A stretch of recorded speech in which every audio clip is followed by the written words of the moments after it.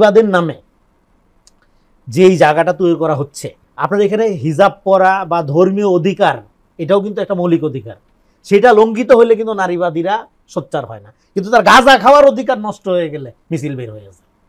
হ্যাঁ, গাঁজা খাওয়ার রাইট তার আছে, সে গাঁজা খাবে, মদ খাবে, যা খাবে, হ্যাঁ, আইনের চোখে যেটা যদি অপরাধ এটা আইন ধরবে, কিন্তু পার্সোনালি সে কি করবে না করবে সে মোরাল পলিসিং কেউ করবো না আমরা। কিন্তু তার এই আপনার এবং এই নেশাদ্রব্য এগুলো বিড়ি সিগারেট হোক, গাঁজা হোক, যাই হোক, এটা পাবলিক প্লেস হোক, প্রাইভেট প্লেস হোক, এটা খাওয়াটা তো ভালো কাজ না।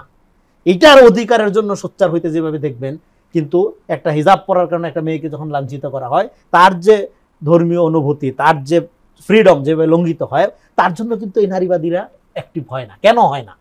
অ্যাক্টিভ যে হয় না, কেন হয় না এটা আমাদের বুঝতে হবে। অ্যাক্টিভ হয় না বিকজ অফ তারা মনে করে নাগরিক অধিকার বা নারী অধিকার এইটা শুধুমাত্র একটা সেকুলার ব্যাপার।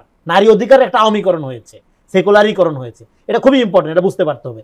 এই যে নারী অধিকারের আওয়ামীকরণ, এর মধ্য দিয়ে আপনি যত বেশি নারী আন্দোলন করেন তত নারী আরো নির্যাতিত হইতে থাকে।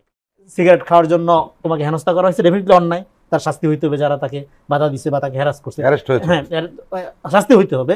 এইবার আপনি তার প্রতিবাদে গণহারে বিড়ি খাওয়া কর্মসূচি দেন, ঘটনাটা কত হাস্যকর হবে না?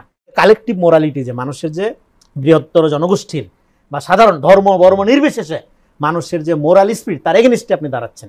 তাহলে আমাদের এখানে নারীবাদ, এই যে কোনো ফাহাম আব্দুল সালাম যে কথাটা বলছিল, যে কোনো একটা ভালো আইডিয়া বাংলাদেশে আইসা সে কথাটা না বলে এটা আবর্জনা হয়ে যায়। হ্যাঁ, তো সেই যে আবর্জনা, এখানকার নারীবাদী যে আবর্জনাটা, তথাকথিত নারীবাদ বলতে হবে, নারীবাদের নামে এখানে যে আওয়ামী, শাহবাগী, সেকুলার, ফেসিবাদী বয়ানের যে ডক্ট্রিন, আমি বলবো এমন একটা জায়গায় গেছে যে এই ফেসিবাদটাকে আমরা একটা সেকুলার ফেসিবাদ বলতে পারি। হ্যাঁ, তো এই যে বয়ানটা, এই বয়ানের মধ্য দিয়ে করা হচ্ছে কি, যখন আপনার নাগরিক অধিকার, নারী অধিকারের কথা বলতেছে, তখন সমাজের ধর্মীয় মূল্যবোধের অধিকারী যারা, বিশেষ করে ইসলামী মূল্যবোধের যারা অধিকারী বা যারা ধারণ করেন, তাদেরকে এই নাগরিক পুরা বর্গের বাইরে রাখা হচ্ছে।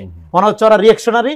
ফলে নাগরিক আন্দোলনের এই যে সেকুলারিকরণ, আওয়ামীকরণ হয়েছে, এর মধ্য দিয়ে আপনি যত আন্দোলন করবেন সমাজে ডিভিশন দূর হবে না, সমাজে অনৈক্য দূর হবে না। ফলে এখন কাম টু দ্য পয়েন্ট, আপনার প্রশ্ন যদি সরাসরি আসি, তাহলে এই অস্থিরতার জন্য আমাদের একটা কমন জাতীয় ন্যারেশন লাগবে, জাতীয় বয়ান লাগবে, যে বয়ানের ভিত্তিতে আমরা এই যে মাইনরিটি গোষ্ঠী, শাহবাগী বা আল্ট্রা সেকুলার যে গোষ্ঠীটা, এবং এইখানকার সেকুলারিজমটা ইউরোপ আমেরিকার মতো না, সর্বধর্মের সমন্বয় চায় না, সে চায় ইসলাম বিদ্বেষ। ফলে এখানকার সেকুলারিজমটা হিন্দুত্ববাদী আইডিয়ার দ্বারা, আদর্শ দ্বারা অনুপ্রাণিত, ইন্সপায়ার্ড। এই কারণে যখনই সে আধুনিকতার প্রগতিশীলের কথা বলে, এন্টি ইসলামী জায়গা থেকে সে ফাংশন করে।